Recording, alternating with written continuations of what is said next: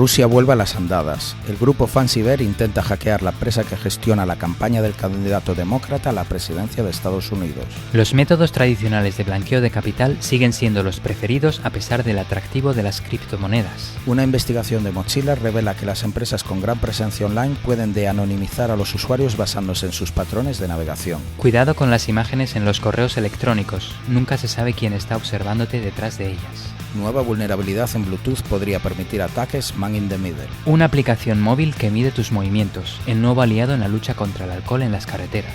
Ha llegado la hora de Tierra de Hackers. ¿Comenzamos? Hola y bienvenidos a Tierra de Hackers, tu noticiero de ciberseguridad hecho podcast. Mi nombre es Martín Vigo, hoy es 13 de septiembre de 2020. Este ya es el episodio número 12 y como siempre está conmigo Alexis Porros. ¿Qué tal, Alexis? Pues aquí un placer estar contigo de nuevo para comentar las noticias de ciberseguridad a nuestros oyentes. Dar las gracias por todo el apoyo que nos dan nuestros oyentes y por sus comentarios. Recordarles que se pueden suscribir a nuestro podcast en su plataforma de escucha favorita y así poder recibir nuestras notificaciones de los nuevos episodios. También comentar que estamos en Twitter e Instagram con el handle @tierradehackers, donde se nos puede seguir para estar al corriente de actualizaciones, noticias y otros comentarios. También estamos en la red social LinkedIn, donde también nos podéis seguir. Y finalmente nos podéis contactar vía el correo electrónico de toda la vida en podcast@tierradehackers.com. Apreciamos mucho vuestros comentarios, sugerencias y preguntas y sobre todo la votación en Twitter, que como en cada episodio posteamos. Y en este caso la pregunta del episodio anterior era: ¿crees que un escenario tipo Skynet es posible en el futuro? Tuvimos unos 18 votos. Muchas gracias a todos los que votaron. Comentar que hay básicamente dos respuestas mayoritarias. La de mayor voto indica que la mayoría de nuestros oyentes no sabe si se va a producir este escenario en un futuro.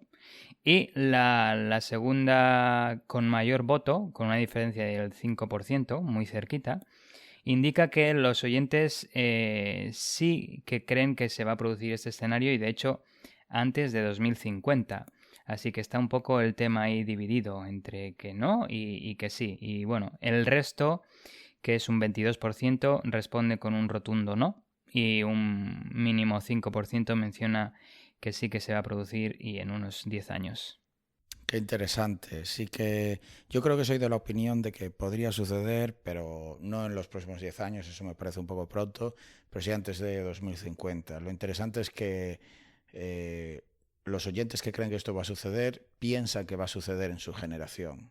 O sea que a ver si lo vemos. Esperemos que no sea así, que no haya un escenario Black Mirror. Pues nada, yo creo que podemos ir empezando ya con el podcast, ahora que nuestros oyentes saben cómo nos pueden contactar y lo mucho que nos gusta que lo hagan. Y empiezo yo con una noticia que, si dijese a los oyentes que adivinasen de qué voy a hablar, estoy seguro que la mayoría lo acertaría. Campaña de Rusia, en este caso ya centrándose en las elecciones de Estados Unidos, que están ya a la vuelta de la esquina, concretamente en noviembre. Y es que resulta que ahora mismo Rusia se está centrando en atacar la campaña de Joe Biden, que si los oyentes seguro que lo conocen, pero por si acaso es el candidato demócrata a la presidencia de Estados Unidos. Ha habido intentos de hackeo a lo que es, de hecho, la principal empresa que gestiona la campaña de este político, de Joe Biden. Y se centraba concretamente en esta empresa que se llama SKDK Knickerbocker. Pues esta es la empresa que trabaja mayormente con Joe Biden, con su campaña, para llevarle a conseguir la presidencia. El aviso llegó, curiosamente, esto me llamó la atención, por parte de Microsoft, que fue quienes avisó a todo el equipo de Joe Biden. Y decían que el grupo que está intentando hackear la empresa es el mismo grupo de delincuentes que en 2016 hackearon los famosos servidores privados que tenía Hillary Clinton y que luego publicaron y según lo que se reporta en la prensa fue muy importante a la hora de que Donald Trump ganase esas elecciones. Este grupo, yo creo que lo hemos mencionado anteriormente en el podcast, recibe el nombre de Fancy Bear y se sabe que está controlado directamente por el gobierno ruso, parte de sus agencias de inteligencia, y esto es algo que han reportado, no es una opinión, es algo que ha reportado las propias agencias de inteligencia americanas. Los hackers en realidad en este caso no consiguieron comprometer la empresa y esto es algo que yo realmente me esperaba porque los ataques fueron de tipo phishing y en el artículo que leía declaraciones que por parte de personal de esta empresa decían que habían recibido un extenso entrenamiento a este tipo de ataques de phishing que suele ser pues un poco la vía de entrada a comprometer una empresa. Como decía, las agencias de inteligencia americanas ya han avisado de que Rusia está volviendo a intentar interferir, subrayo lo de volviendo a intentar interferir, en las elecciones que vienen en noviembre. Por ejemplo, y cito aquí varios casos de estos reportes, el director de inteligencia, Joseph Maguire, dio un reporte al Comité de Inteligencia del Senado confirmando que los rusos estaban intentando que ganase Donald Trump en 2020. Esto, el director de inteligencia, ya no es solo que los rusos estén intentando interferir en las elecciones, sino que decía directamente que además estaban intentando hacer que ganase Donald Trump otra vez en 2020. Aquí es donde entra un poco el tema político y es que Donald Trump se enteró de este reporte y despidió fulminantemente a Joseph Maguire por deslealtad. En otro caso, otro aviso de otra inteligencia americana, otro servicio de inteligencia americana, que en este caso es el FBI, también dio el aviso de una campaña de Rusia en redes sociales publicando noticias falsas y evidentemente negativas sobre Joe Biden. Se enmascaraban como una supuesta agencia de noticias sin ánimo de lucro que recibía el nombre de Peace Data. Y buscando información para dar en el podcast sobre esta supuesta empresa de Peace Data, me encontré un artículo buenísimo en el periódico The Daily Beast, que lo pongo también en las notas del episodio, en el que entrevistan a una persona que se llama Jacinda Chance y que fue contratada por esta supuesta empresa para escribir artículos falsos, ya que esta campaña rusa que se escondía detrás de esta empresa sin ánimo de lucro no solo utilizaba a supuestos periodistas que realmente eran falsos con fotos falsas, sino que también contrataban a, pues en general, periodistas que realmente están empezando, becarios o gente que no escribe para grandes periódicos. Y esta persona era una de ellas. Una de las cosas que me llamó la atención es que esta persona sufre de atrofia lumbar y es tetrapléjica. Y en la entrevista que le hacían, ella decía que, claro, cuando recibió la oferta de trabajo era feliz porque ninguna empresa normalmente la contrataba, precisamente en parte pues debido a los problemas que tenía y a su minusvalía. Y la cuestión es que, claro, le pagaban muy bien, ella decía que le pagaban a tiempo y por tanto ella estaba feliz. Y leyéndome el artículo, una cosa que me llamó la atención es que, una vez más, todo el contacto empezó a través de LinkedIn, supuestamente un mensaje de Ianatan Lupul, que decía ser el editor ejecutivo de Peace Data, que, insisto, era esta supuesta empresa sin ánimo de lucro que se dedicaba a dar noticias sin supuestamente tener ninguna influencia de ningún tipo. Pero vamos, que estaba Putin ahí detrás. Otro ejemplo, el Departamento de Homeland Security avisó también de una campaña falsa de Rusia, una vez más, que se centraba en hacer mella en el estado mental de Joe Biden. Y el Departamento de Homeland Security, de hecho, confirma que Rusia estaba detrás y una vez más el grupo de delincuentes pues estaban a la orden directa del gobierno, es decir, de Vladimir Putin. De hecho, el tema este de que Joe Biden pues ya no tiene un estado mental como para presidir un país tan importante como Estados Unidos es de hecho una frase y una imagen que está dando la propia campaña de Donald Trump. Tú y yo que vivimos en Estados Unidos y que ahora nos están bombardeando con este tipo de publicidad, pues es algo bastante habitual. Como curiosidad diré que Robert Mueller, que estaba asignado para la investigación en 2016, es decir, en las pasadas elecciones, y también el Comité de Inteligencia del Senado, confirmaron de aquella que fue lo que ya pasó en 2016, que había sido Rusia quien intercedió para, en este caso, ayudar a Trump a ganar. Es decir, una vez más tenemos el caso en que tanto el Comité de Inteligencia del Senado como Robert Mueller no solo afirmaban que en 2016 Rusia estaba intentando interceder en las elecciones, sino que también estaba ayudando a ganar a Trump. La cuestión es que buscando declaraciones, ni la empresa SKDK Knickerbocker, ni el equipo de Joe Biden, ni siquiera Microsoft hizo ningún tipo de declaraciones, a pesar de que las estuve buscando. La cuestión es que yo creo que lo que pasa es que como es un tema tan peliagudo y tan delicado, pues ninguno quiere hacer declaraciones al respecto. ¿Sabéis quién hizo declaraciones, Alexis? Rusia. Al momento en que empezaba a salir esto a la luz, se negaron categóricamente las acusaciones. En concreto, Dmitry Peskov, que es la secretaria de prensa de Putin, dijo no tener ni idea de quién era SKDK Knickerbocker. Vamos, eso no me lo creo yo en absoluto. Pero también hizo unas declaraciones que cito textualmente y traduzco: parece otro de las habituales acusaciones sin sentido provenientes de las agencias, lamentablemente con cierto prestigio.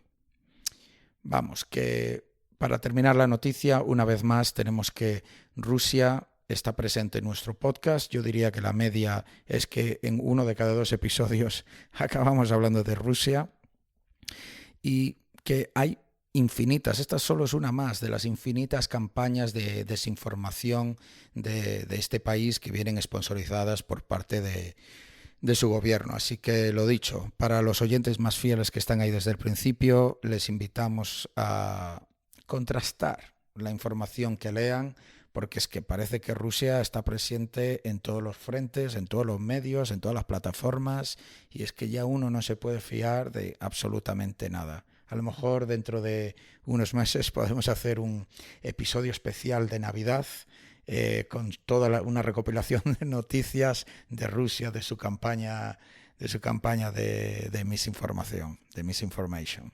Hay que aprender a hablar el idioma porque tampoco uno se puede fiar de las noticias porque esos reporteros intermediarios igual también añaden su sazón. Hay que hablar directamente con las fuentes rusas, digamos.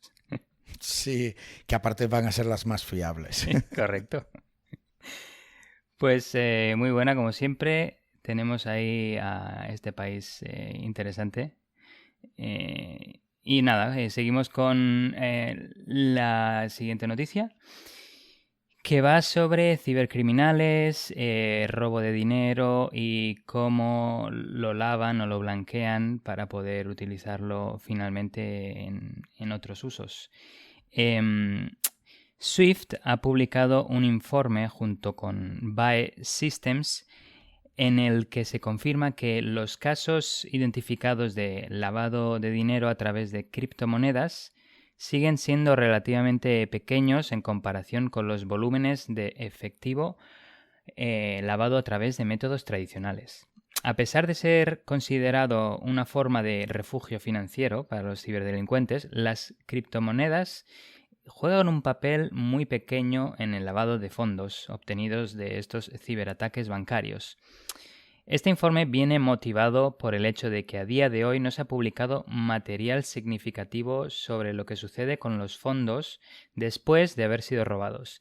Obviamente han habido noticias de estos sucesos anteriormente, pero este informe se centra exclusivamente en ese área, específicamente en las actividades relacionadas con el blanqueo de capital necesarias para que los atacantes no solo realicen un ataque exitoso, sino que también eviten que el dinero se rastree posteriormente.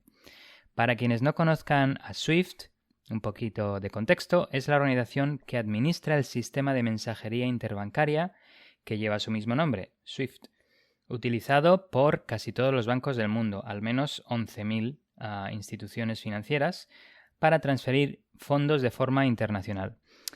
SWIFT también se hizo conocida en 2016 cuando se publicaron noticias sobre una serie de ciberataques cometidos a través de la red bancaria SWIFT durante 2015 y 2016, resultando en el exitoso robo de millones de dólares. Los ataques fueron perpetrados por un grupo de atacantes conocidos como APT-38, cuyas tácticas, técnicas y procedimientos se superponen con el muy conocido grupo Lazarus, que se cree que es de origen surcoreano. Los atacantes explotaron vulnerabilidades en los sistemas de los bancos, lo que permitió hacerse con el control de las credenciales SWIFT legítimas de cada banco. Posteriormente, los ladrones utilizaron esas credenciales legítimas para enviar solicitudes de transferencia de fondos SWIFT a otros bancos que, confiando en que los mensajes eran legítimos y reales, enviaron los fondos a las cuentas controladas por los atacantes. En 2015, cibercriminales consiguieron robar 12,2 millones del Banco del Austro de Ecuador, y en 2016 la cifra que se consiguió robar fue de 81 millones de dólares del Banco Central de Bangladesh. Han habido otros intentos fallidos contra Citibank y un banco de Vietnam y otros bancos que no se realizaron de forma exitosa. Los métodos tradicionales siguen siendo los más utilizados. Los fondos robados generalmente provienen de ataques al sistema de transferencia de dinero de un banco. Como he mencionado anteriormente, pues se obtienen las credenciales y se realizan transferencias fraudulentas, aunque parecen legítimas. Y la segunda forma es ataques contra los sistemas de cajeros automáticos de un banco y su infraestructura. Estos fondos generalmente se lavan utilizando una variedad de técnicas tradicionales como mulas de dinero, que son personas contratadas para retirar dinero de cajeros, abrir cuentas bancarias o transferir fondos. Empresas fachada, negocios en efectivo para la compra de joyas o propiedades de alto valor, e inversiones en otras formas de delincuencia, como el tráfico de drogas, muchas veces vía la Deep Web, o la trata de personas. En su informe con título Follow the Money, SWIFT destacó el ingenio de algunas tácticas de lavado de dinero que se han observado recientemente y que menciono a continuación. El uso de varias categorías de mulas de dinero, como mulas que voluntariamente reciben fondos en sus cuentas y luego los reenvían a un criminal, mulas que usan identificaciones falsas para abrir cuentas en nombre de grupos de hackers, mulas que recolectan dinero de cajeros automáticos y mulas que envían artículos comprados con los fondos robados. También otra técnica es el mayor enfoque en la contratación de mulas de dinero entre adultos jóvenes que buscan financiar su educación superior y adultos recientemente en paro, que buscan formas alternativas de financiación para resolver sus problemas en sus vidas. El uso de anuncios de empleo legítimos para reclutar estas mulas, a veces en países occidentales en los que se contratan a personas que trabajan sin saberlo, de hecho, para estas empresas falsas creadas por bandas criminales.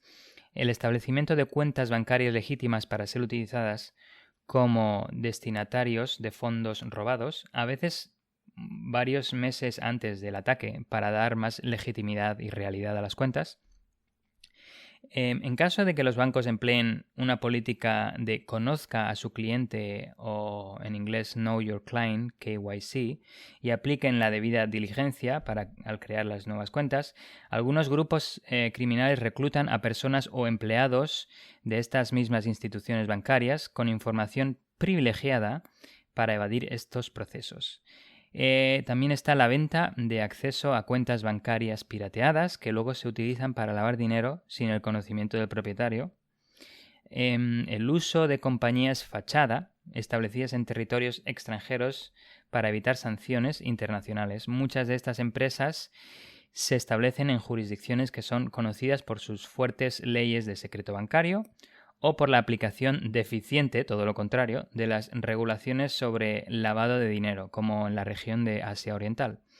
Y finalmente, una táctica bastante interesante que se utiliza es en los casinos. También están emergiendo como un medio preferido para el lavado de dinero, ya que los delincuentes lo que hacen es comprar fichas de apuestas con los fondos robados y luego las convierten en moneda normal, fiduciaria, para obtener un cheque con el nombre del casino, que representa una transacción, una fuente legítima de dinero.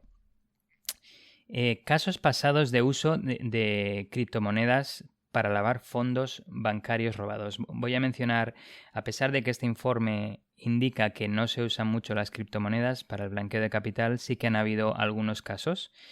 El primero que voy a comentar es el del caso Lazarus Group, quien después de robar unos 30 millones de dólares de los bancos lo convirtió en criptomonedas, movió los activos de criptomonedas a través de diferentes intercambios en Europa del Este para ocultar su origen, moviendo de hecho 2.000 bitcoins durante un periodo de 4 días que involucró 68 transacciones, lo cual demuestra la pasión y el detalle que pusieron a este tipo de transacción para evitar alertar a las instituciones financieras sobre los límites por transacción y hacerlo todo un poquito más de forma silenciosa.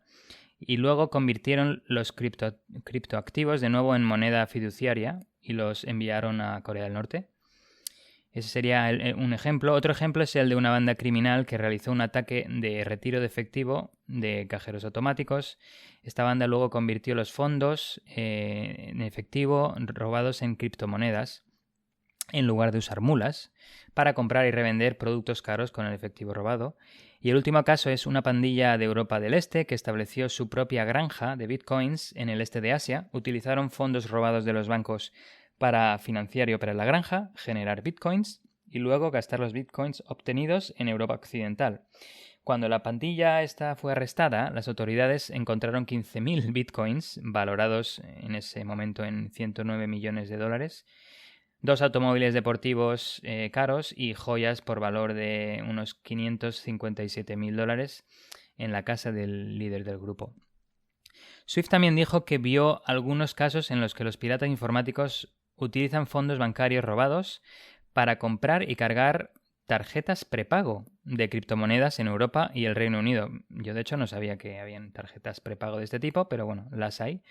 Y estas son tarjetas de débito reales que pueden almacenar criptomonedas en lugar de dinero real y se pueden usar en cajeros automáticos especiales para retirar moneda fiduciaria, euros, dólares o lo que sea, o se pueden usar para realizar transacciones con tarjetas en cualquier comercio, bueno, en comercios que las acepten, obviamente, y en algunos casos se utilizaron para comprar joyas, automóviles y propiedades. Se espera que aumente el uso de criptomonedas y esto lo indica Swift por 3 factores. El primero es el creciente número de altcoins o criptomonedas alternativas que se han lanzado recientemente y que se enfocan en brindar un anonimato total de las transacciones. El segundo hecho es que los delincuentes utilizan servicios de mezcladores de criptomonedas que oscurecen el origen de las transacciones al combinar fondos robados con fondos de transacciones legítimas. Y el tercero es la aparición de mercados en línea donde los usuarios pueden registrarse simplemente con una dirección de correo electrónico, ocultando sus identidades y luego pueden comprar productos de alta gama, terrenos y activos inmobiliarios en todo el mundo, como relojes caros, joyas, lingotes de oro, obras de arte, áticos de lujo e incluso islas tropicales. Y luego, bueno, obviamente venderlos para lavar el dinero. Hay muchas iniciativas que buscan mitigar el riesgo de robos cibernéticos y de hecho se centran en las mulas de dinero porque aparentemente son muy importantes. Hemos mencionado los casos en los que se utiliza la criptomoneda para blanquear el capital, pero es mucho mayor los ataques en los que se utilizan las mulas, por lo cual las autoridades de la ley se han enfocado en atacar las mulas de dinero.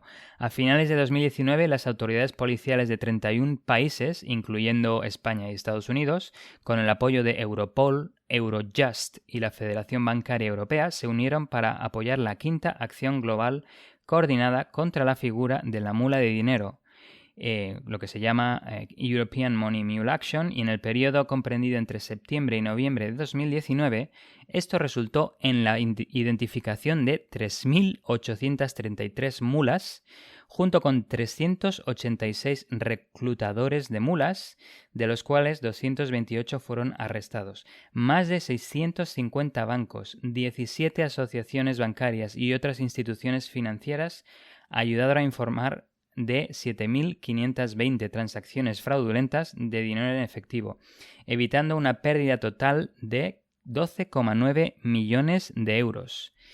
Y con esto, señores, acabo y entro en la pregunta del episodio, en la que os preguntamos ¿qué criptomoneda creéis que va a ser la más usada en el futuro para el blanqueo de capital por los cibercriminales? Y las opciones son: la primera es la archifamosa Bitcoin, la segunda es la también famosa Ethereum, en tercer lugar está Monero y la última es Zcash. Muy interesante la pregunta. Ahí tenemos dos que claramente apuestan más por la privacidad, como es Zcash y Monero, pero a la vez se podría uno plantear que es mejor para blanquear Bitcoin, aunque no tenga en el propio diseño ese anonimato, porque la van a aceptar en muchos más lugares. Muy, muy buena esa pregunta. Estoy muy interesado a ver en lo que dicen los oyentes.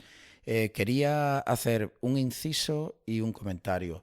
Creo que mencionaste que Lazarus Group era de Corea del Sur, de Sur Corea, pero es de Corea del Norte. Y luego resulta que lo tenía apuntado, de hecho, para cubrirlo en el podcast esta semana, que el IRS, que es básicamente la agencia tributaria de Estados Unidos, básicamente los que te cobran los impuestos, ha propuesto o ha anunciado que pagará $600,000 a quien sea capaz de romper el anonimato de Monero. Lo ha anunciado esta semana, si eso lo ponemos luego en el Twitter. Por tanto, es un dato muy interesante a lo que tú dices, porque probablemente tu noticia sea una de las razones por la que han básicamente hecho este bug bounty. Y no solo eso, sino que para mí es una prueba de la eficiencia de la privacidad que ofrece una criptomoneda como es Monero. Muy interesante. Pues paso a la siguiente noticia, y esta tengo muchas ganas de contarla porque es un estudio fantástico que ha hecho la organización Mozilla, que son los que están detrás de, por ejemplo, el navegador Firefox, y lo acaban de presentar la semana pasada en una de las conferencias más prestigiosas así de seguridad, más desde el punto de vista académico, que se llama Usenix. Pues el título de esta investigación es Replication, Why We Still Can Browse in Peace on the Uniqueness of Re-identifiability of Web Browsing Histories. Lo que viene a ser replicación, el por qué seguimos sin poder navegar en paz, sobre la unicidad y reidentificación del historial de navegación. Esto paso ahora a explicar qué quiere decir exactamente, pero me pareció un título muy curioso.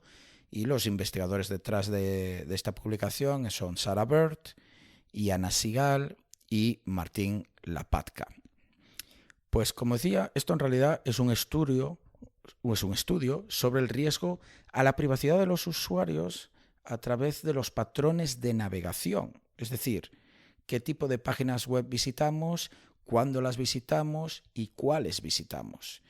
Y esto sobre todo desde el punto de vista de las grandes empresas que tienen gran presencia online. Y esto voy a explicar luego qué quiere decir exactamente. Una curiosidad es que este estudio de Mozilla en realidad es la continuación de un trabajo publicado en 2012, hace ya 8 años, que se llamaba Why Johnny Can't Browse in Peace on the Uniqueness of Web Browsing History Patterns, o lo que viene siendo ¿por qué Johnny no puede navegar en paz? Sobre la unicidad de los patrones del historial de navegación. Johnny no, Juanito. Juanito, es verdad que si nos ponemos a traducir, hay que traducir fehacientemente, como debe ser. Pues esta última investigación, esta que acabo de mencionar, de 2012, de lo que se encargaba era de demostrar que los historiales de navegación, es decir, el historial de nuestro navegador, son mayormente únicos y estables. Es decir, que si cogemos el historial de navegación de una persona, solo eso podremos identificarle de manera única si comparamos con los historiales de navegación de cualquier otro usuario de Internet. No solo eso, sino que en el tiempo se puede identificar a esa persona de manera estable. Es decir, se ha demostrado con este estudio que los patrones no cambian lo suficiente como para que en un futuro a lo mejor no podamos utilizar ese mismo fingerprinting o información que tengamos sobre esa persona. De hecho, un dato curioso que resultó de esta investigación es que realmente la persona que hizo este estudio abusaba una vulnerabilidad en CSS. Básicamente hay una propiedad que es el visited en CSS, que en parte los navegadores lo utilizan para un poco colorear así con un color diferente los hiperenlaces, poner así como ese azul violeta que te indica que ya has visitado ese enlace. Pues eso se podía abusar para saber si un usuario que visita tu página maliciosa había estado antes en algún dominio específico que tú quieras saber. Esto parece que no tiene mucho valor, pero este investigador utilizó esa vulnerabilidad para hacer pruebas de cada usuario que visitaba su página web, pues revisaba si había estado en una serie de dominios. Y entonces así era capaz de extraer el historial de navegación de los usuarios que visitaban su página web. Volviendo a esto, evidentemente, para un punto de vista académico, no malicioso. La cuestión es que el estudio de Mozilla reproduce los resultados que él planteaba en su investigación de 2012 de manera práctica y incluso extiende la investigación a través de la agregación de información del historial de navegación de los usuarios y añaden a la confirmación de la unicidad la reidentificación. Con esto lo que quiero decir es que en realidad Mozilla lo que hizo fue abrió como de prueba para que la gente se pudiera apuntar de manera voluntaria el poder compartir los historiales de los usuarios de Firefox. Y esto que a lo mejor nosotros, que siempre estamos dando noticias de privacidad, no lo haríamos, pues 52.000 personas sí lo hicieron, lo cual me parece genial, porque al fin y al cabo esto es para aprender sobre privacidad y sacar conclusiones. Por tanto, hubo 52.000 participantes en este programa de 2 semanas. Insisto, 52.000 usuarios de Firefox durante 2 semanas compartían su historial de navegación con Mozilla. El resultado fue que tenían unas visitas a 35 millones de páginas y 660.000 dominios únicos. Estos 52.000 participantes visitaron 660.000 dominios únicos. El resultado de la investigación de Mozilla es que de esos 52.000 participantes, 48.919 tenían patrones de navegación que eran identificables, de los cuales el 99% era único, que estos son dos cosas diferentes. Una cosa es que un patrón lo puedas identificar y otra cosa es que sea único. Lo interesante aquí es que de los 52.000, 48.919 eran identificables y de esos el 99%, es decir, prácticamente todos, también eran únicos.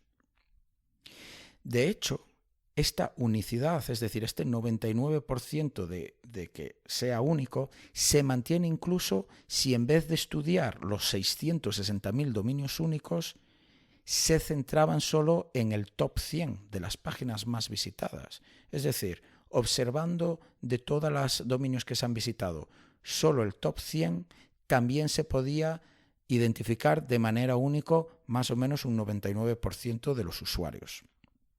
Pero aquí viene lo que mencionaba de la reidentificación, es decir, el valor al estudio que añadió Mozilla. Porque una cosa es que podamos decir este patrón de navegación es único, pero no sabemos identificar a la persona que está detrás más adelante. Es decir, vuelve a tener el mismo patrón único, tiene uno diferente que sigue siendo único, pero no podemos corroborarlo con el de hace una semana.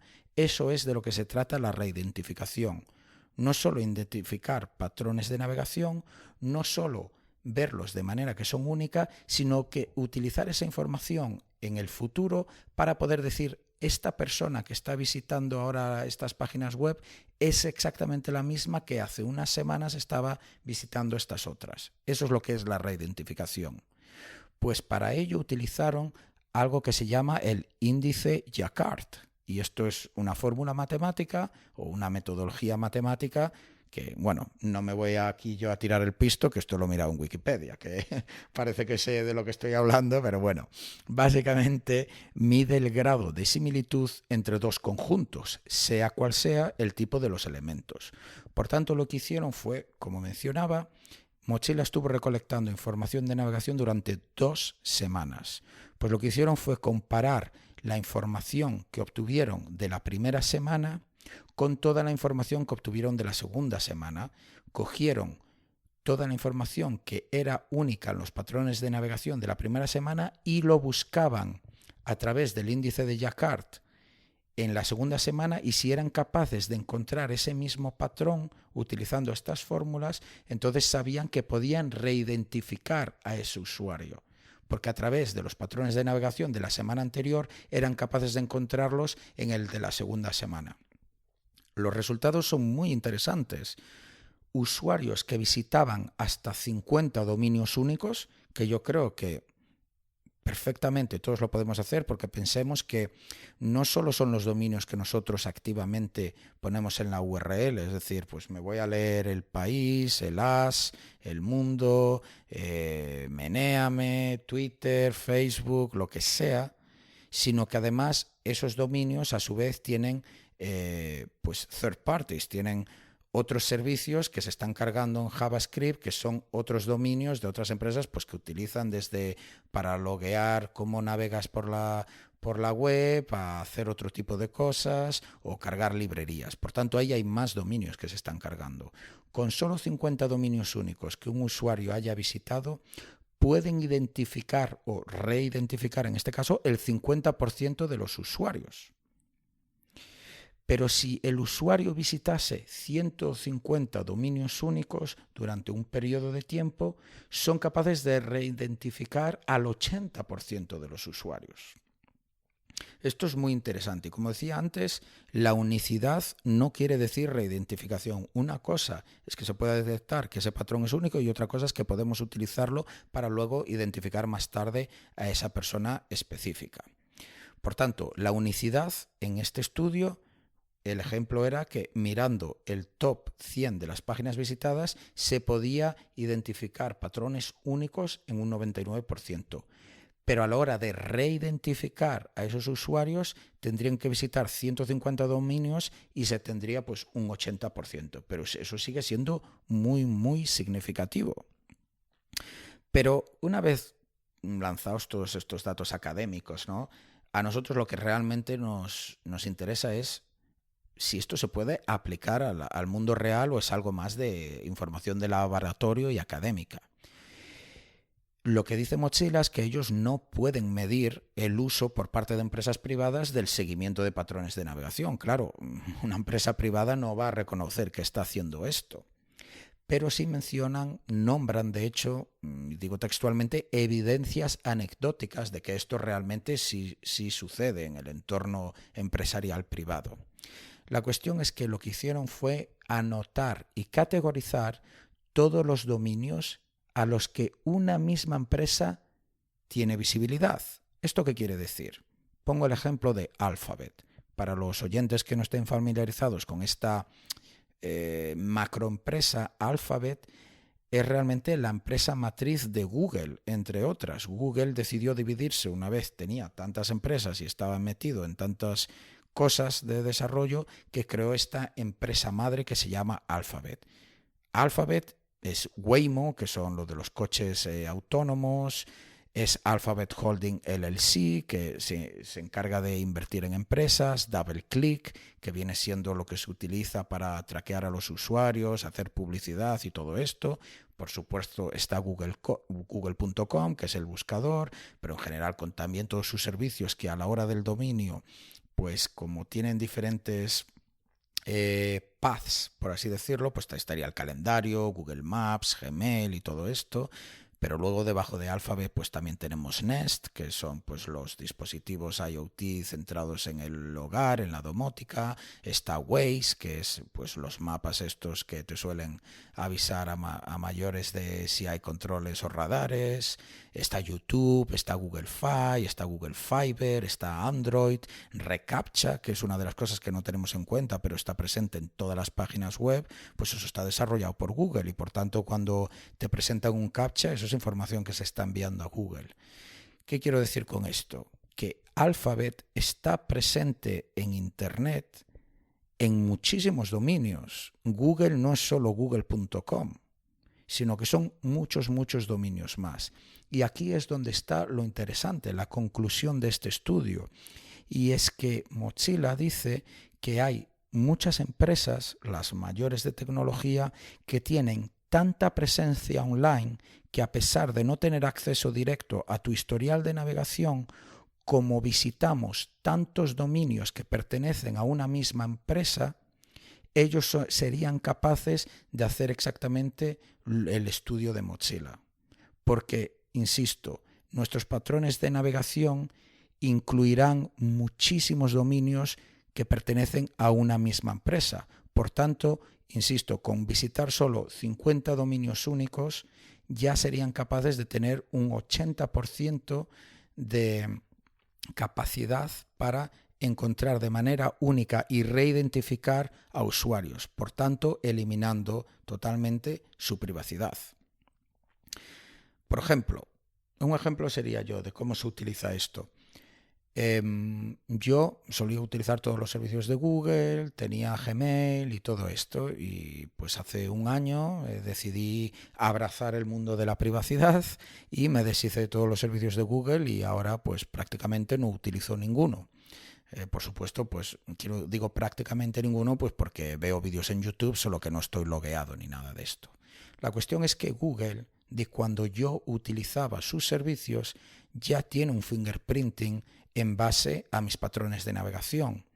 Entonces, un estudio como este demuestra que aunque yo ahora haya dejado de utilizar Google o ya no esté autenticado o logueado en el navegador o en Gmail o donde sea y que puedan de esa manera pues traquearme, sí va a poder traquearme en base a mis patrones de navegación, porque va a ser capaz de reidentificarme al haber anteriormente haber tenido mis patrones de navegación, pero asociados a mi nombre, porque yo tenía registrado pues mi correo electrónico de Gmail con mi nombre y apellido.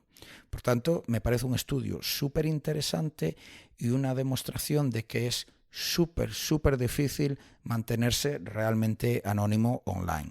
Y para terminar, solo decir que lo que recomiendo a los usuarios, yo es lo que hago, pues utilizar una VPN, porque así pues estás compartiendo una misma IP con cientos o miles de otros usuarios.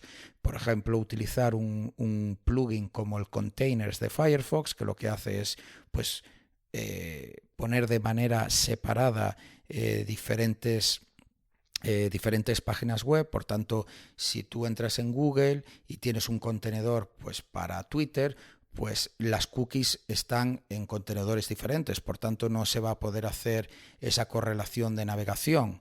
Navegadores como Brave tienen mecanismos anti-fingerprinting, cambiándote el user agent y todo esto, aunque bueno, esto solo son cosas añadidas y que ahora gracias al estudio de Mozilla sabemos que aunque tengamos todo eso, serían capaces de aún así reidentificarnos a través simplemente de los patrones de navegación.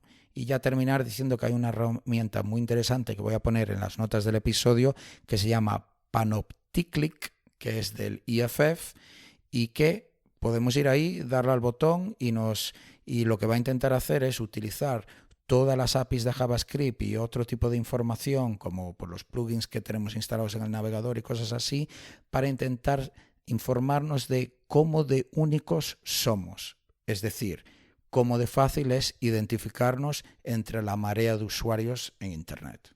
Muy buena. El tema de la privacidad siempre interesante para todos los oyentes, supongo.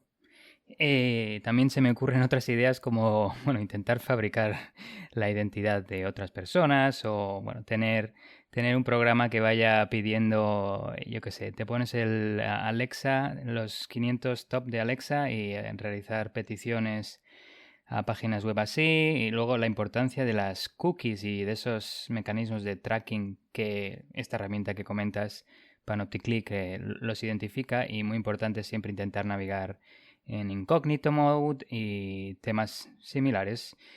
Sí, la verdad que muy interesante. Sí, la verdad, una de las cosas que me resultan muy curiosas también es que uno tampoco se puede pasar de ser demasiado, ¿sabes? Tener demasiados plugins que protegen tu privacidad y cosas de estas, porque entonces ahí te vuelve a hacer único. Porque una de las cosas de pasar desapercibido es precisamente ser como todos los demás. Entonces, en el momento que empezamos a instalar mecanismos de defensa, si hay una tecnología para ser capaz de detectar eso, nos volvemos únicos. Por tanto, volvemos a tener el problema de ser fácilmente identificables. Pero vamos, yo prefiero intentar limitar todo tipo de tráfico innecesario cuando visito una página web con ad blockers y todo esto, y aunque sea pues un poquito más único, como navego de manera anónima, intento nunca dar mi información personal, es posible que me identifiquen de manera única, pero no que yo soy Martín Vigo. Pues sí, lo he dicho, muy buena. Y de los ojos que nos observan mientras navegamos, pasamos a esos ojos que nos observan en nuestros correos electrónicos. ¡Qué romántico! Sí, quiero que los oyentes se imaginen, ¿no? Pero más que romántico, la típica película de horror en la que hay un cuadro de una persona y tiene un ojo que se mueve. Pues tipo así. Porque con esta siguiente noticia quiero comentar algo que igual no es muy novedoso, pero queríamos comentar y hacer hincapié de nuevo. Siempre, de vez en cuando viene bien, recordar que siempre estamos bajo vigilancia de una forma u otra, como Martín ha comentado, durante las sesiones de navegación web y, como voy a comentar yo ahora, mediante las comunicaciones vía correo electrónico. Un informe de Kaspersky, publicado recientemente, indica que una técnica normalmente utilizada en campañas de marketing está siendo usada también por ciberdelincuencia para hacer sus campañas de phishing más efectivas. Los atacantes suelen hacer un trabajo preliminar muy completo para diseñar ataques de compromiso de correo electrónico empresarial. Este es un término que han bautizado como tal, que del inglés vendría a ser el acrónimo BEC o Business Email Compromise. Pues lo dicho, para los atacantes se realizan muchas actividades y le ponen mucho empeño y esfuerzo en recabar información de forma preliminar antes de lanzar estos tipos de ataques, que se enfocan básicamente no en capturar tus credenciales o infectar tu sistema, son más directos hacia el beneficio monetario. Intentan de alguna forma convencer a la víctima de que realice una transferencia o apruebe una transferencia o, bueno, otros temas financieros similares. Cuando los atacantes envían un correo y se hacen pasar por alguien autorizado para transferir fondos o enviar información confidencial, sus mensajes deben parecer lo más legítimos posibles. Pues por eso, en este caso, todo detalle importa. Tenemos un potencial ejemplo de correo electrónico. Sería uno en el que se envía algo como diciendo por favor, dime cuándo estás disponible, tengo algo que tenemos que comentar y necesito que lo hagas, estoy en un meeting ahora mismo, en una reunión, así que por favor solo contéstame vía email. Saludos, y la típica firma, esta que pone enviado desde mi iPhone. El texto es bastante breve y seco. Esto, bueno, se hace porque obviamente si estás en una reunión Tienes que hacerlo convincente, incluso con faltas de ortografía si es posible, porque estás en el móvil y porque es algo urgente, que necesito tu ayuda, por favor contéstame. Pues el atacante deja claro que, que no está disponible por otros medios de comunicación, ya sea teléfono, mensaje de texto o demás, y lo hacen de hecho para disuadir al destinatario de verificar si realmente se está comunicando con la persona cuyo nombre aparece en la firma. En este ejemplo, en la mayoría de casos, los atacantes no intentan ocultar el hecho de que el correo electrónico fue enviado desde un servicio público de correo electrónico, como pudiera ser Gmail o AOL o Yahoo o similares. Hecho que indica que sabían que la persona a la que estaban impersonando usaba este servicio o esperaban que fuera normal que la empresa o víctima usara este tipo de servicios para comunicaciones en general.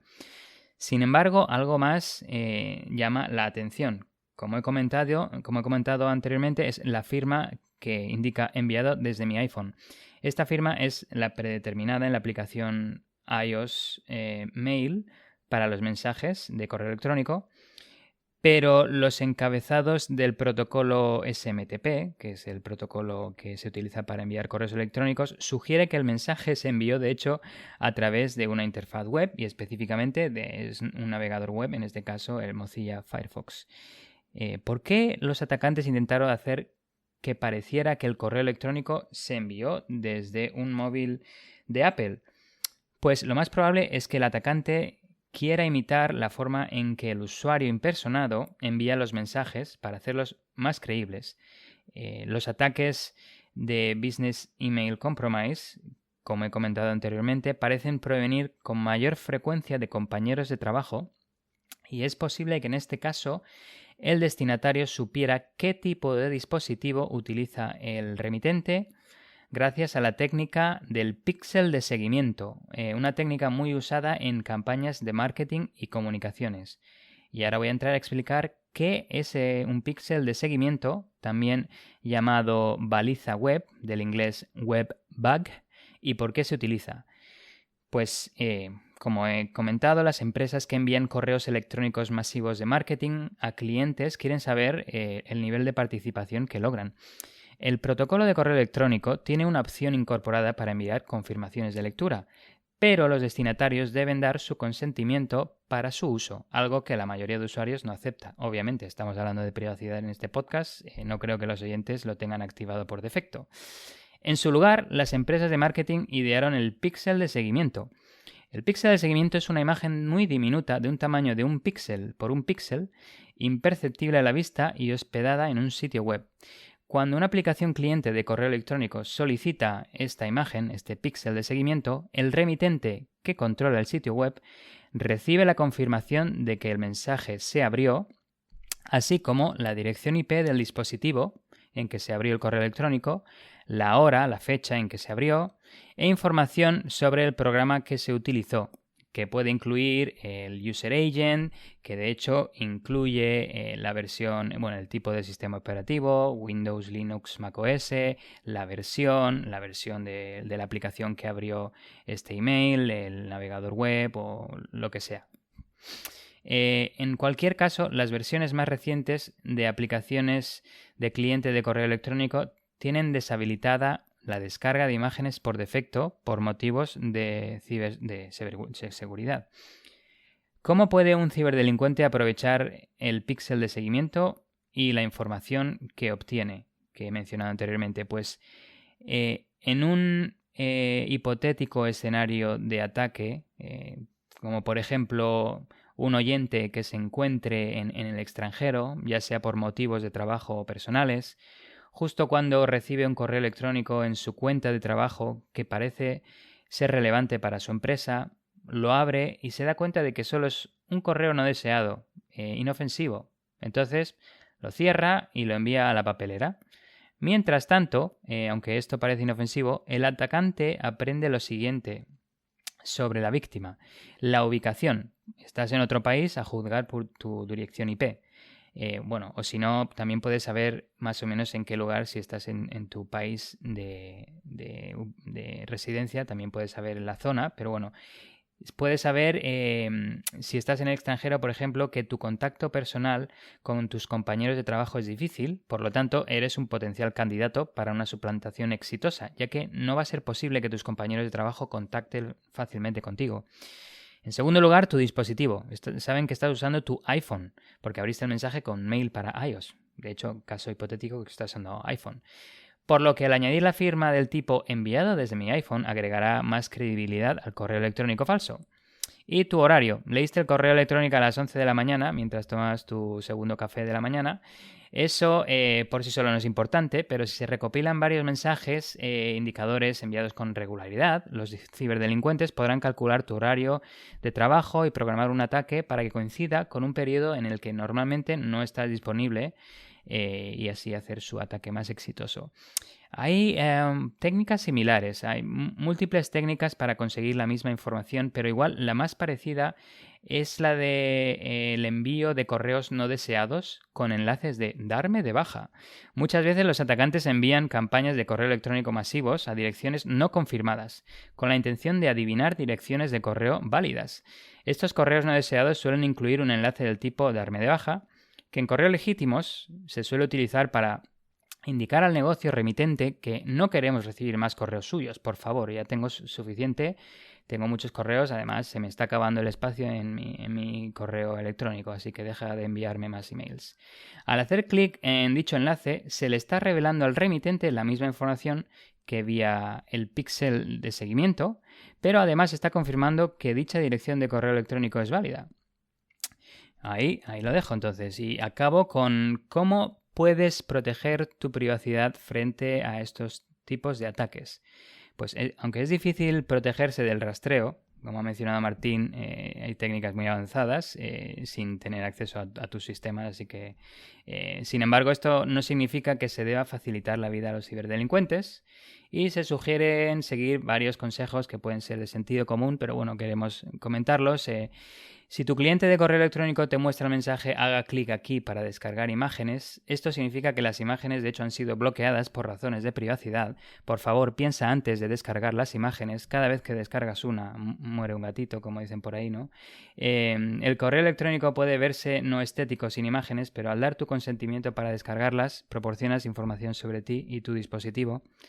Ves con mucho cuidado con los correos electrónicos que llegan a tu carpeta de correo no deseado, no los abras, y si necesitas comprobar su contenido, se recomienda que se inspeccione el código fuente del mensaje, es decir, el texto o el código HTML que lo compone, que ese no carga imágenes y píxeles de seguimiento. Cuando un correo electrónico proviene de una empresa desconocida, es mejor no abrir el mensaje o si no utilizar la técnica mencionada anteriormente. Y lo comentado sobre los emails que incluyen el enlace de darme de baja. No hagas clic en este enlace, ya que estás confirmando que un usuario real está utilizando dicha dirección de correo electrónico y además estás dando obviamente la información que mencioné anteriormente como dirección IP, versión del dispositivo y tu horario de trabajo, tu horario de acción. Qué interesante, y de hecho enlaza muy bien con la noticia anterior, todo el tema de privacidad. Mencionar, como decías tú, y cogiendo el mismo ejemplo, en iOS y en macOS, o sea, los correos de mail, te permiten los ajustes el no cargar las imágenes por defecto, porque eso por defecto solo lo hace para cuando te va directamente al spam. Entonces, recomendamos a los oyentes que se vayan a ajustes y que elija el que no se carguen las imágenes por defecto. Porque yo lo tengo así hace años y sí que es cierto que estéticamente algunos correos se ven mal, pero la verdad es que normalmente los correos que yo necesito leer vienen de amigos o compañeros que no se dedican a rellenarlo con HTML, imágenes o cosas así. Realmente los únicos que van a venir todo decorados con HTML y todo esto van a ser promocionales de empresas o a veces de agencias de viajes, pero ya digo que se lee perfectamente. Por tanto, recomendamos eso, y no solo por el hecho de la privacidad, sino también por seguridad, porque ha habido vectores de ataques. Recuerdo uno concretamente para Windows que se podía robar las hashes porque no recuerdo exactamente los detalles, pero básicamente a través de el cargar la imagen y manipulando pues la URL de donde cargaba, creo recordar, pues acababa intentando autenticarse a través de NTLM, y se hubiese evitado ese tipo de ataque si no se cargase la imagen por defecto. ¿Tú recuerdas los detalles, Alexis? Sí, bueno, creo que era porque enviaban la imagen con en lugar de ser HTTP, era contra barra, Correcto. lo que hacía que tu sistema operativo Windows intentara hacer una conexión y enviara las credenciales, el hash de la contraseña de las credenciales del usuario logueado actualmente, sí. Exactamente, que luego pues podías proceder a intentar craquearlo offline con todos los recursos que tengas. Así que lo dicho, iros a ajustes y no carguéis la imagen por defecto. Eso sería algo interesante. Y luego lo que dices tú de que hay campañas, y esto también lo hemos mencionado, de atacantes que quieren obtener información o que le des un clic a un link porque a lo mejor pues te lleva a una página maliciosa con un 0day o algo así. Pues lo que hacen es mandarte imágenes pues pornográficas y poniéndote abajo un enlace muy cómodo de darte de baja. Y claro, cuando te llegan imágenes así, pues probablemente vas a querer darte de baja y con eso han conseguido que le des clic a un link que normalmente no le darías clic. Y por último, solo mencionar que cuando nos llegan esos correos no deseados promocionales, los usuarios también se pueden fijar si ponen el ratón encima del enlace. Muchísimos de esos links realmente son únicos. Verán que no es simplemente empresa.com/algo, sino que va a incluir probablemente un token único, porque así es como ellos saben en su campaña de publicidad que eres exactamente tú el que le ha dado clic y así luego poder seguir enviándote publicidad. Por tanto, también atención a ese tipo de enlaces, y si vemos que al poner el ratón por encima, que normalmente te muestra el enlace sin tener que darle clic, y vemos que es único y queremos visitar la página igualmente, lo que podemos hacer es copiarlo y pegarlo y quitarle pues esos parámetros que hacen el enlace único para poder visitar la página web si es que tenemos que hacerlo. ¿Y eso o si no también abrirlo en un contenedor de Firefox separado, o si no una máquina virtual que no usas para nada? Bueno, en ese caso no ayudaría, ¿no? Porque como el enlace en sí es único, no se trata de que te metan unas cookies, sino de que saben que tú le has dado un clic. Porque lo que son el propio email se lo mandan a todo el mundo, pero esos enlaces son únicos, por tanto saben que tú en concreto. Y esto se utiliza mucho en LinkedIn.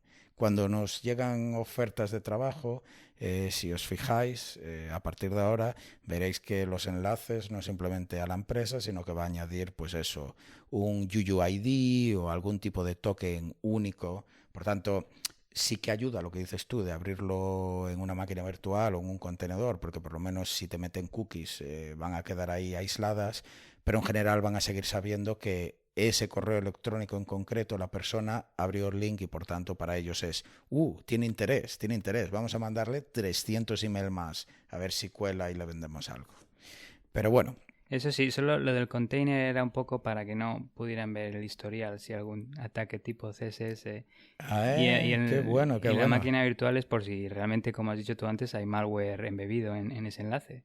Muy cierto, muy cierto. Yo de hecho a veces utilizo por trabajo un sistema operativo como Cubes y, por ejemplo, yo lo tengo puesto para que por defecto me abra siempre cualquier enlace que abro en una nueva máquina virtual de estas de Cubes, que son evidentemente más ligeras, que no es que se me cargue el VMware o algo de esto y tenga que esperar un minuto hasta abrir un enlace. Pero sí.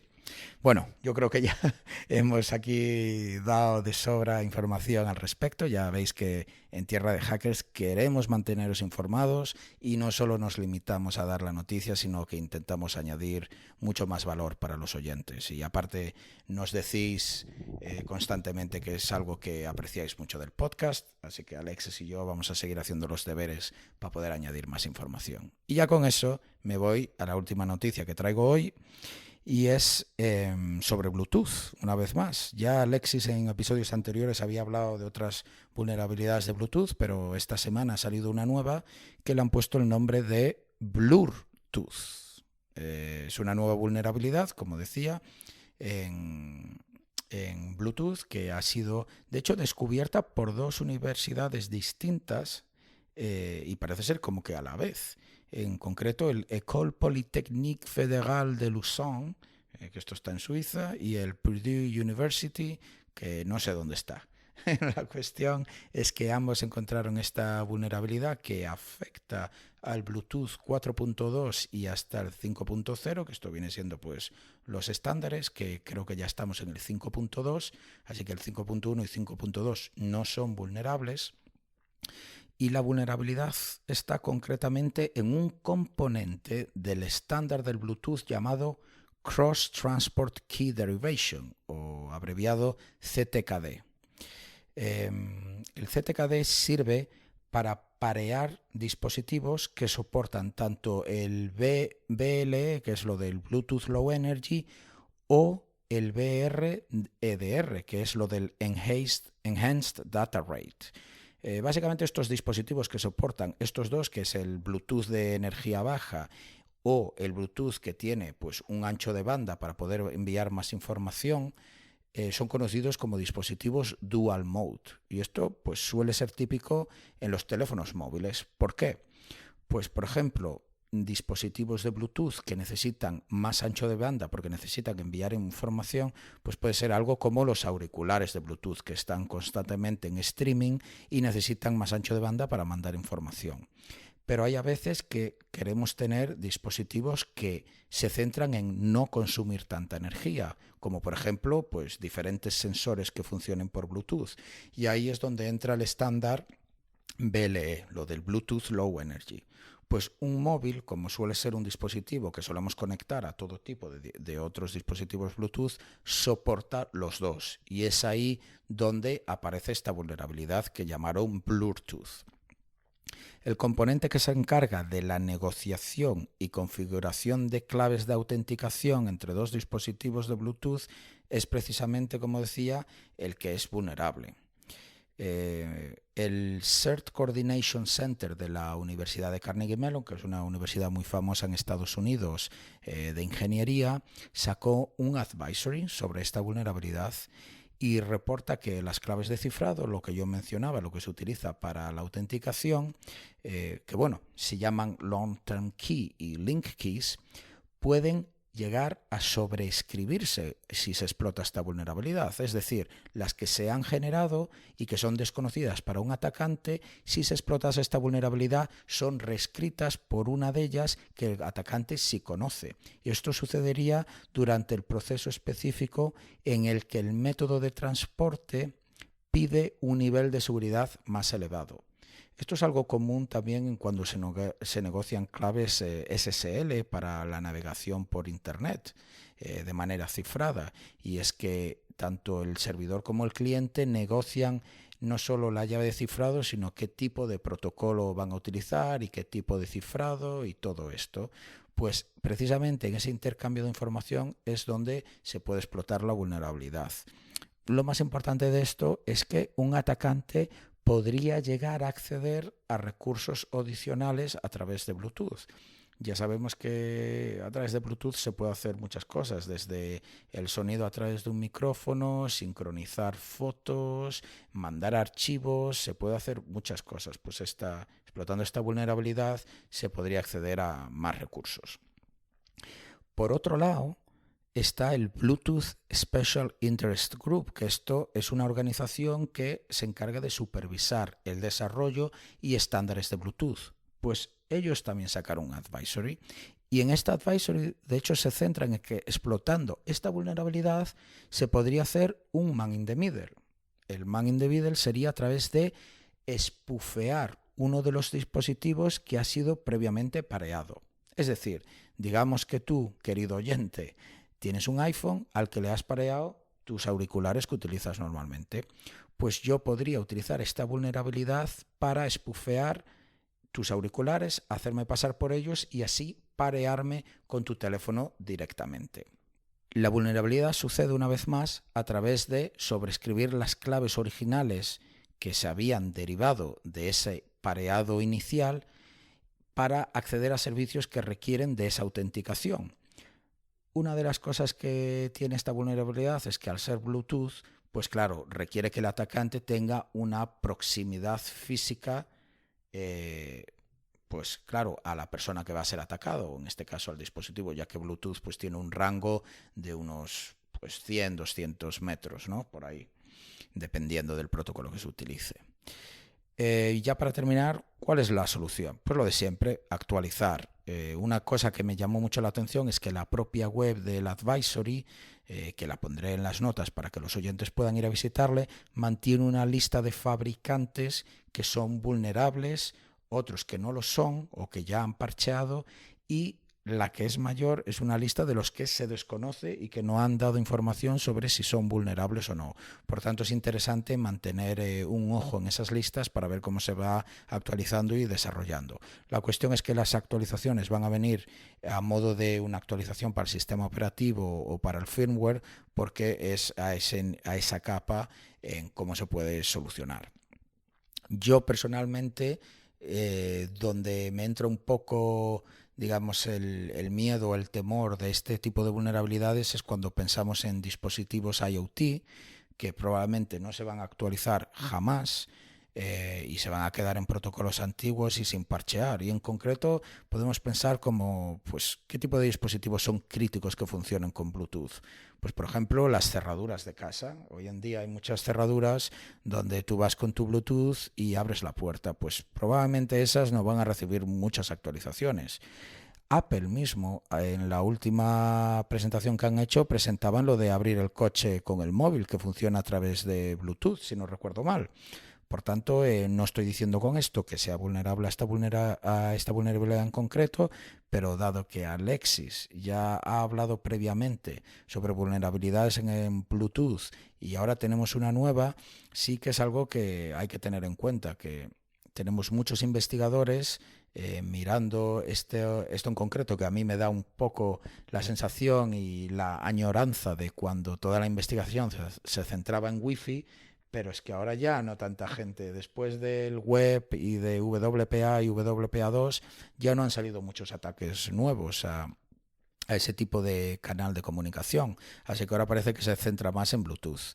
Y bueno, luego en general también tenemos dispositivos médicos que se configuran o se extrae información a través de Bluetooth, como por ejemplo marcapasos, porque son dispositivos que están dentro del cuerpo de una persona y por tanto no hay manera de conectar un cable ahí para actualizar o sacar información o lo que sea. Se hace a través de, evidentemente, tecnologías inalámbricas, y en este caso el Bluetooth.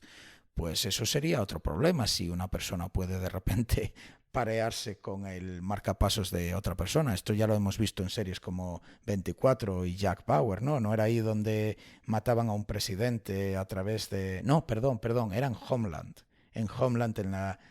Bueno, que a lo mejor estamos haciendo aquí un spoiler, pero bueno. Y ya por último, se podría utilizar esta vulnerabilidad, por lo que decía, a través de un man in the middle, pues para espiar conversaciones con auriculares. Si alguien está hablando con el típico auricular por Bluetooth, pues a lo mejor se podría intentar espiar, activarlo o algo así.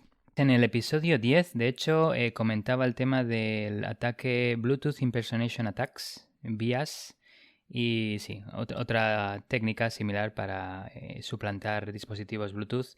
Pero también mientras estabas comentando los dispositivos Bluetooth, se me venía a la mente un dispositivo Bluetooth bastante grande que tampoco creo que se actualice muy frecuentemente y podría estar vulnerable por mucho tiempo, y sería el automóvil, que a veces, a no ser que los usuarios sean capaces, y muchos usuarios, casi todo el mundo, por muy técnico o no que sea, tiene un automóvil, y casi todo automóvil hoy en día tiene Bluetooth, así que quedarían también vulnerables por bastante tiempo. Pues muy buena, y pasamos a la última noticia del episodio, queridos oyentes. Esta noticia va sobre una aplicación móvil, nada que ver con Bluetooth, pero móvil, que mide tus movimientos y podría ser potencialmente el nuevo aliado en la lucha contra el alcohol en las carreteras. Y ahora voy a explicar el porqué. Voy a empezar con un poco de contexto.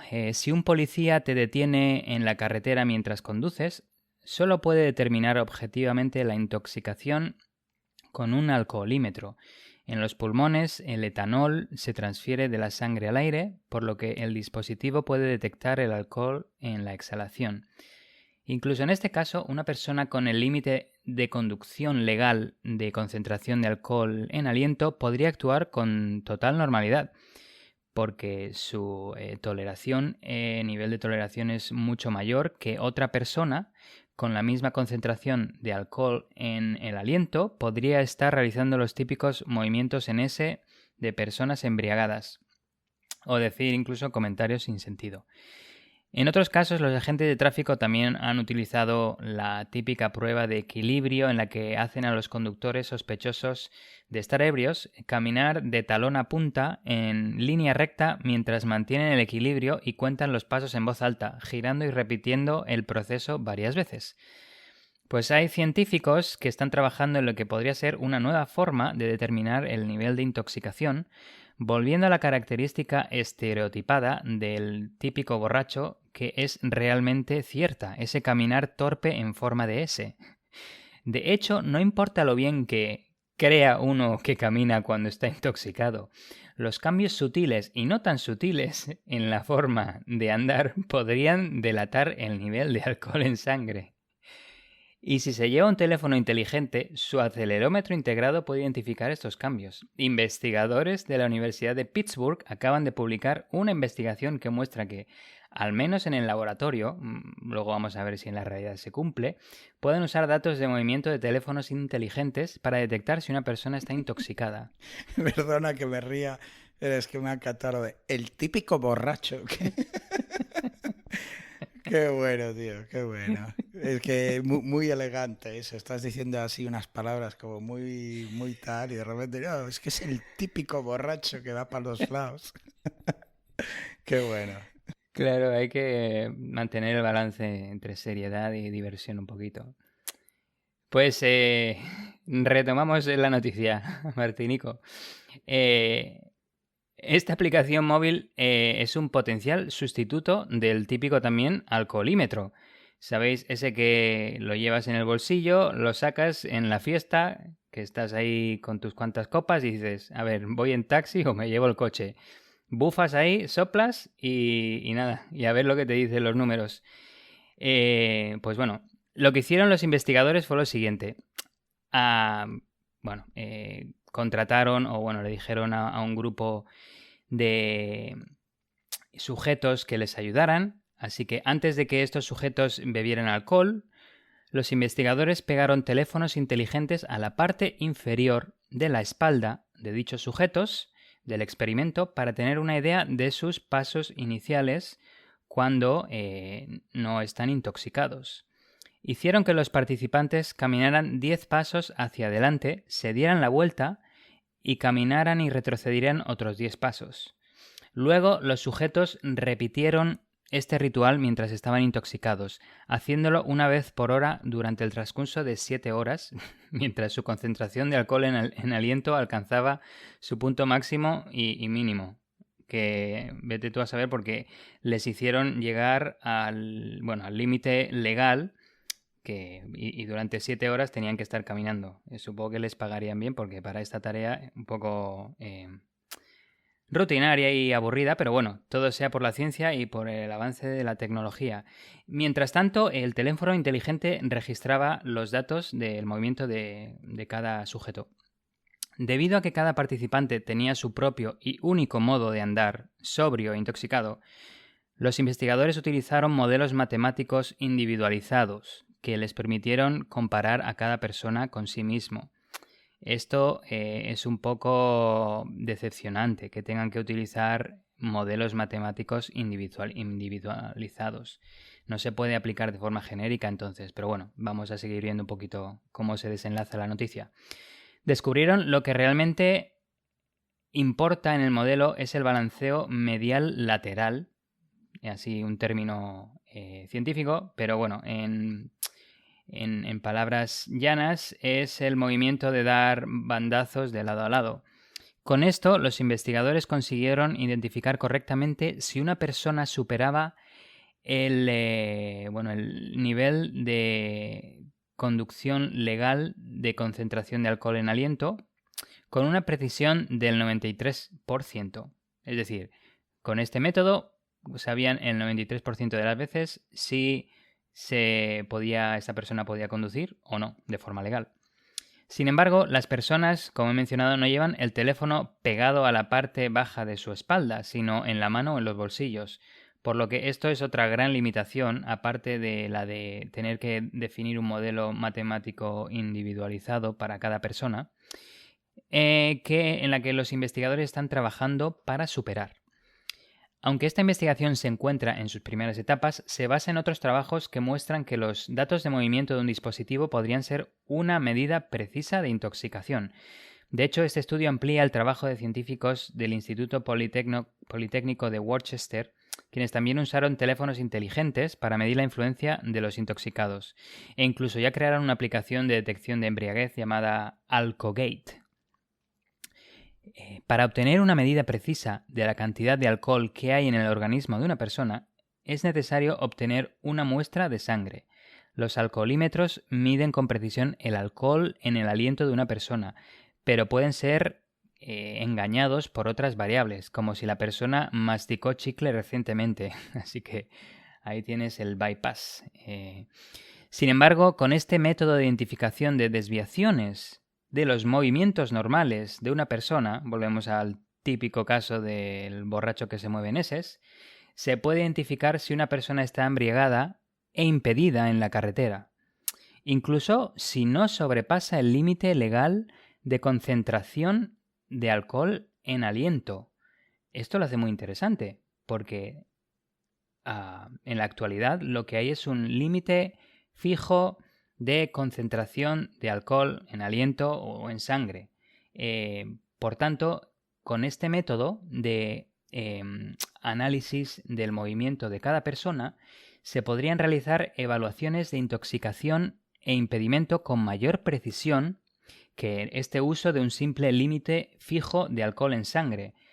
Así que esto parece que podría ser mucho más preciso, porque como he dicho anteriormente, hay personas que tienen mayor tolerancia y pueden llegar justo al límite y no mostrar ningún tipo de impedimento. Sin embargo, puede haber otras personas que con una décima parte del límite legal pueden ya mostrar embriaguez y pueden mostrar impedimento a la hora de conducir, con lo cual a esos no se les debería conducir aunque estén dentro de los límites legales.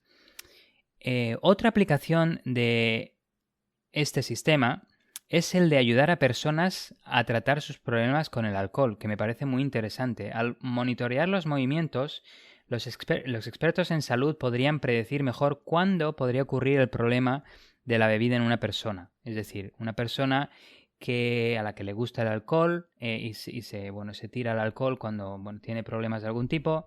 El típico borracho. Justo ese. Juanito. Pues si empiezan a ver que se mueve de una forma predeterminada, que se sabe que está intoxicado, de alguna forma se le podría llamar o enviar un mensaje o no sé, igual incluso una descarga eléctrica estilo refuerzo de Pavlov, ¿sabes? Joder. Pero es que lo malo de eso es que si ya vas borracho te meten una descarga, pero joder, eso no te quita la borrachera. Pero ¿sabes? al menos es cuando detecta que cuando ve que vas a hincar el codo otra vez, pues te da la descarga y no tengo que beber. Te dice quieto parado que vas fino filipino. Me mola. Terapia de shock. Correcto. De toda la vida. Ahí estamos. Esa es la expresión que buscaba. Y finalmente, mencionar que esto también supone un problema de privacidad.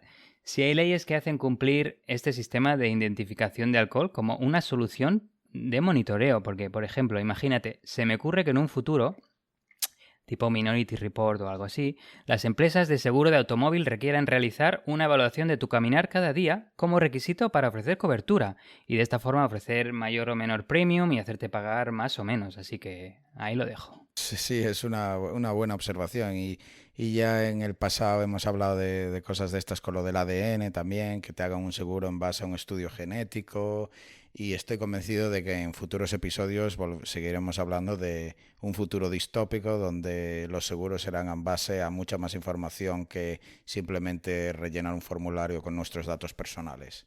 Así que bueno, esperemos que no lleguemos allí más. Y bueno, esperemos que os haya gustado el episodio. Como siempre, muchísimas gracias por recomendarnos en este caso, porque hemos visto que en Twitter, en LinkedIn, en otros sitios, algunos oyentes ya nos están recomendando, lo cual nos hace muchísima ilusión. Aquí seguimos fuerte, preparando noticias, ya pensando en el siguiente episodio, y nos escuchamos en un par de semanas. Sí, muchas gracias a todos por escucharnos y bueno, también esperamos que alguna risa se haya escapado y que se aprenda al máximo. Hasta dentro de 2 semanas. Adiós. Nos vemos, que vaya bien. Si te ha gustado este episodio y quieres ayudarnos a seguir con el podcast, compártelo con tus amigos y compañeros. Con tu apoyo podremos atraer y despertar el interés por la ciberseguridad de mucha más gente. Acuérdate de dejarnos un comentario y una valoración donde nos estés escuchando. También puedes seguirnos en Twitter, Instagram y Facebook. Te esperamos en el próximo episodio de Tierra de Hackers.